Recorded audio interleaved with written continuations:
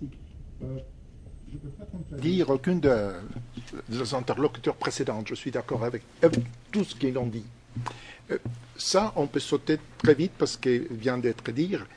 Il y a certaines hypothèses à prendre en considération. Et les hypothèses, la première hypothèse, c'est que rien n'est parfait. Le système d'information, la sécurité, toujours arrière-pensée. Quand on a introduit les téléphones portables, il y a une trentaine d'années, la sécurité ne compte pour rien. Avec l'ordinateur personnel, c'était pareil. Il n'y a pas d'antivirus, c'est tous des produits qui ont suivi l'introduction de ces technologies. Le cyberespace, maintenant, aujourd'hui, c'est un monde très actif pour les criminels, on vient de dire. Les initiatives militaires, les saboteurs, c'est un conflit asymétrique. Aux Pays-Bas, il y a quelques mois, le fournisseur d'accès Internet le plus important des Pays-Bas était attaqué et endommagé sévèrement par un jeune de 17 ans, qui a été arrêté, mis en prison, etc., pour 3 semaines, parce que la loi n'est pas très forte là-bas. Nous sommes irréversiblement dépendants de l'informatique. L'informatique se trouve partout. À la maison, au travail, dans les banques, dans les commerces, dans les gouvernements, dans les voitures, etc., etc., etc. Et la dépendance est profonde. Une semaine sans Internet, c'est des conséquences formidables pour un pays. Haute perturbation, des cibles très attrayantes pour les gens de mauvaise foi. Et la législation est 20 ans derrière les avances technologiques. La convention du Conseil d'Europe pour la cybercriminalité, le travail avait commencé en 1983, bien avant la popularité de l'Internet. Était publié en 2001, était accepté formellement en 2004, et déjà obsolète, pas complète. Plus d'hypothèses, les menaces sont partout, mais la menace la plus forte, la plus importante, numéro 1, c'est l'action malveillante délibérée de personnes qui ont les connaissances.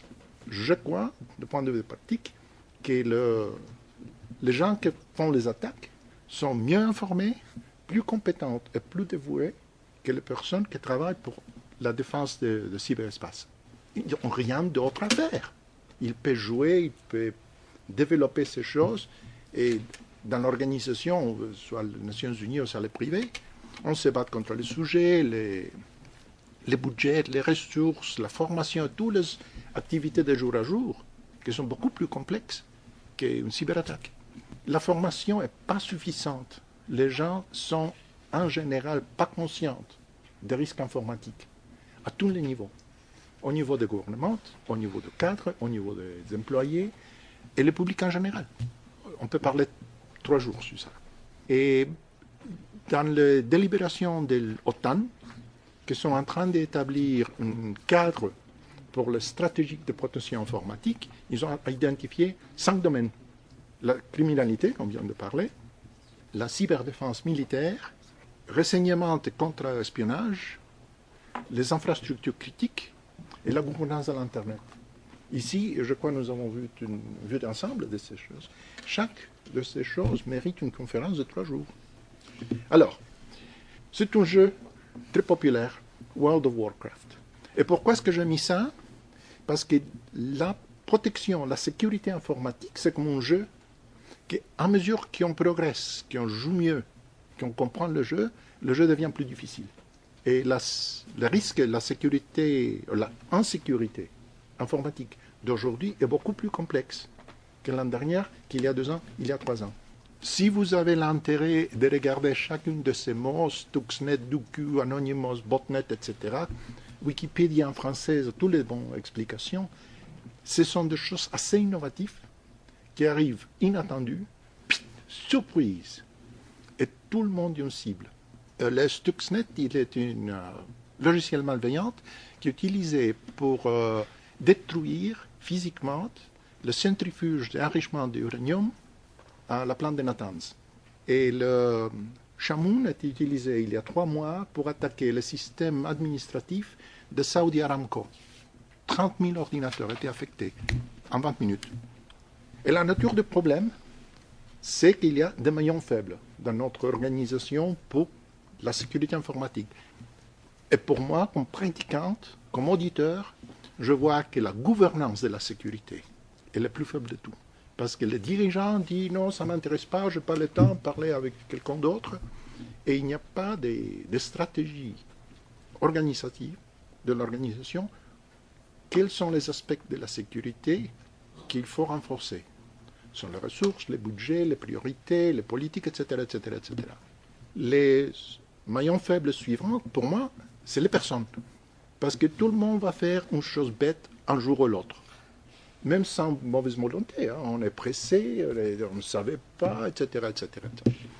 Et là, le processus, les choses qu'il faut faire de jour à jour pour gérer l'informatique.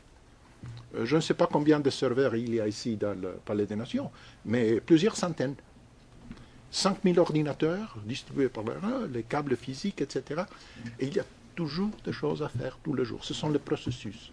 La mise à jour, la gestion de changement, la sauvegarde, etc., etc., etc. Liste de 40-50 processus. Et les technologies ne sont pas parfaites. Parce que la technologie, la force que développe la journée, c'est le time to market, d'introduire les produits dans les marchés le plus vite possible, avant la concurrence. Et si vous avez acheté l'iPhone 5, vous avez suivi l'histoire des cartes, de Maps. C'est une catastrophe totale. Pourquoi? Parce qu'il volait vite, vite, vite, vite. Et pour la sécurité, c'est pareil. Je ne propose pas de m'arrêter ici, parce qu'on risque de parler trop long. Mais chaque élément dans cette petite charte, ce sont des informations qu'il faut avoir pour pouvoir commencer à parler de la gouvernance. Il faut savoir quels sont les systèmes plus critiques de l'organisation. Qu'est-ce qu'il faut protéger en priorité? Quel système, quelles données, etc., etc., etc. Et tout ça, c'est divisé en deux. C'est la partie informatique, que les informaticiens rassemblent les informations, produisent des rapports incompréhensibles. Et l'autre, c'est la partie gestion.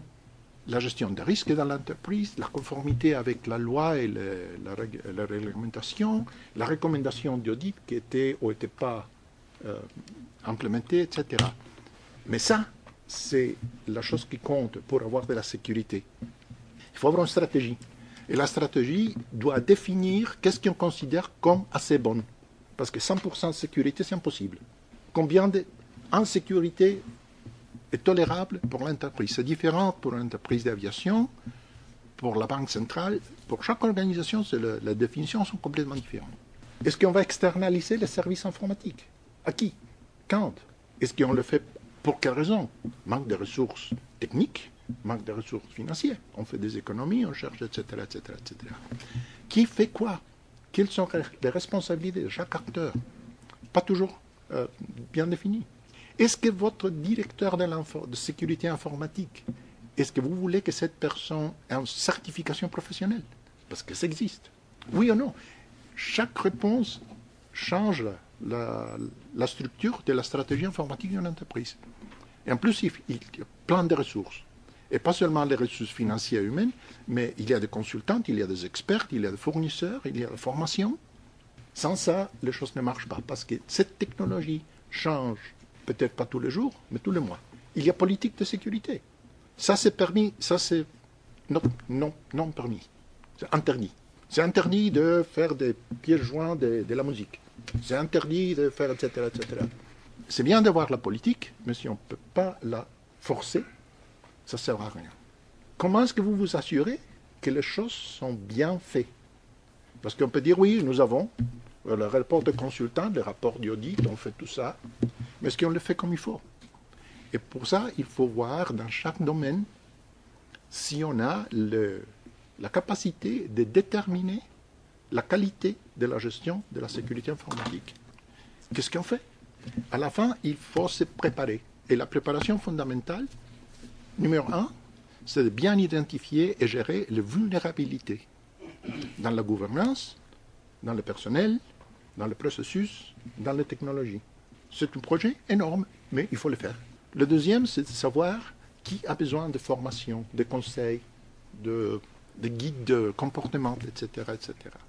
Maintenant, il faut se préparer pour répondre à un incident. Il faut planifier, il faut savoir comment les détecter. Ce n'est pas toujours possible. Il faut les contenir et les éradiquer si c'est des logiciels malveillants. Il faut récupérer les opérations normales. Et ensuite, il faut comprendre comment est-ce que ça arrive. parce que c'est les leçons qu'on apprend suite à un incident qui sont les plus importantes. Gestion des crises. Si vous êtes dans le domaine public, banque centrale, banque d'investissement, vous êtes attaqué, vous avez une situation de fraude, la presse s'intéresse. Qui parle avec la presse? Qu'est-ce qu'on dit à la presse? Etc., etc., etc., etc. Maintenant, nous commençons à voir les problèmes de la perspective francophone. Tous les jours, il y a une montagne de publications, de journaux, de livres, de normes, etc., etc., etc. C'est impossible de suivre. 80% c'est en anglais. Maintenant, c'est ce que je propose de faire, c'est de vous donner une liste de points, je vous laisse le matériel, de sources en français, de sources fiables, de haute qualité. Enquête de la cyberpaix, c'est une publication de l'UIT, disponible gratuitement, vous pouvez la télécharger. Il y a les autres, parce que je rassemble le matériel où je le trouve, sont en anglais. Les rapports de Critical Infrastructure Protection est superbe, est vraiment très très bon, parce que le rapport dit, nous savons qu'est-ce qu'il faut faire, mais on ne le fait pas, on peut mieux faire. Mais il y a aussi beaucoup de publications que je décris comme paranoïdes. Des choses qui disent c'est la fin du monde, c'est la cyberguerre, on va tout perdre, le cyberterrorisme vont éliminer, catastrophe, catastrophe, catastrophe. C'est exagéré, c'est pas si mal. Voilà.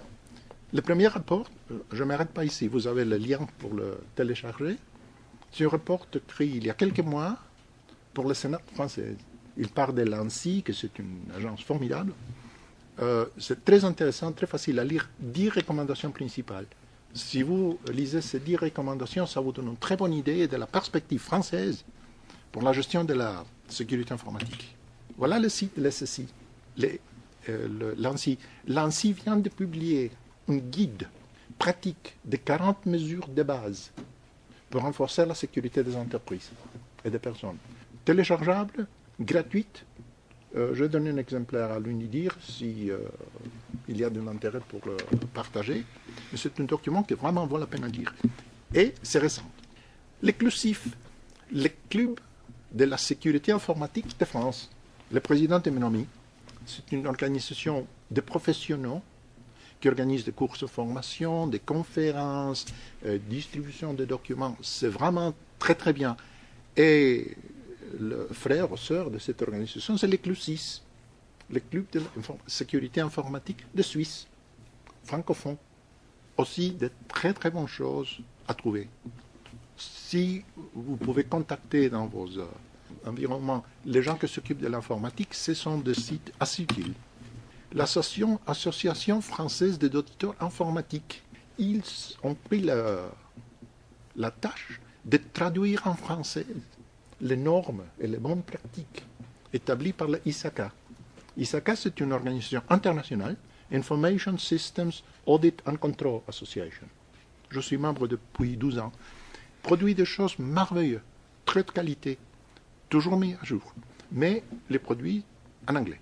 Et il y a des organisations nationales, comme les AFAI, qui s'occupent de faire la traduction française. Et c'est un site aussi qui vaut la peine de voir, parce que c'est le professionnel de la pratique de l'audit qui illumine le point plus important de ce qui se passe dans la sécurité. Au Canada, parce qu'en France, ils ne sont pas encore en mesure de le faire, au Canada, le ISACA donne des cours de formation sur les nouvelles normes pour la gestion de l'informatique en français. Je ne sais pas s'ils sont disponibles en ligne, mais c'est possible. Finalement, les normes y sont. Et là, il y a un problème international, parce qu'il vient de publier la dernière norme, c'est les 27032, c'est 35 volumes de normes. Ligne directrice pour la cybersécurité. C'est un document bref, c'est très bien fait, mais en anglais seulement. Il n'y a pas encore une version française. Je crois que c'est ma dernière diapositive. Je vous remercie.